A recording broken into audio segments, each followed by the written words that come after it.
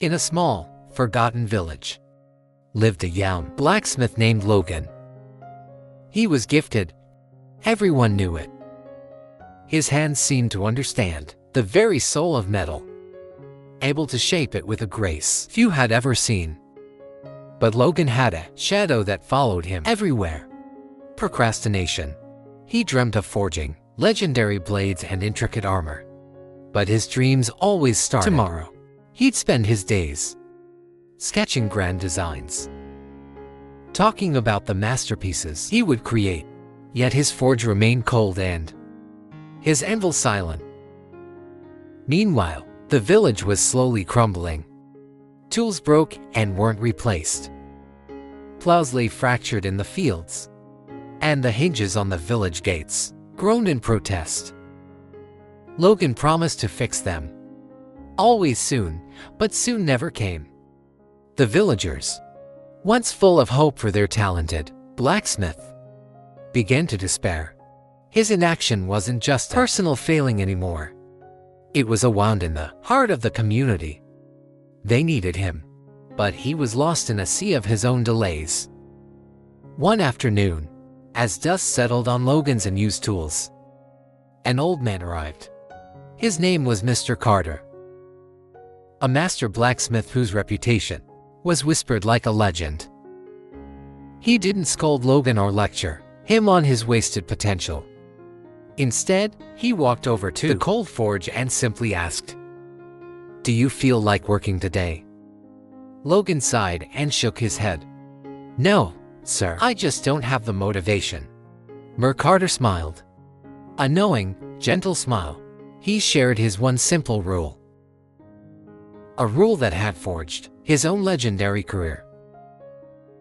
"Force yourself," he said softly. "Force yourself to work, especially when you don't feel like it. But start small. So small that it feels ridiculous to say no. Just 5 minutes. Light the forge. Heat the metal. Strike it once, that's all."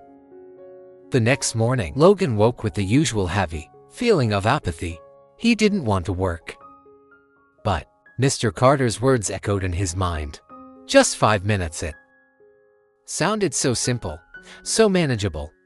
With a great sigh, he dragged himself to the forge. He lit the coals, heated a small piece of iron, and hammered it for exactly 5 minutes. Then he stopped.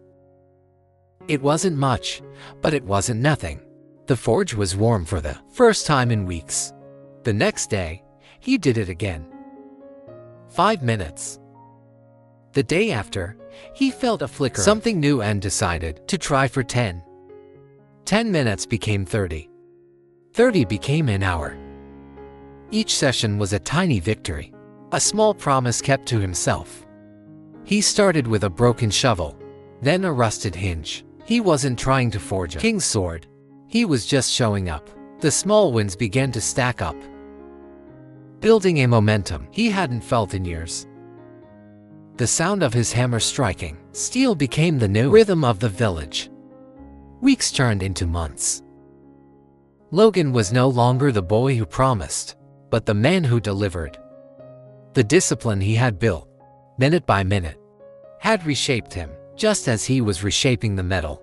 His hands, once soft from idleness, were now strong and sure.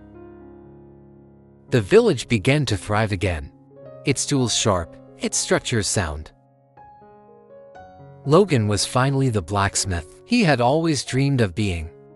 Not because of some sudden burst of inspiration, but because of the steady, relentless beat of his hammer.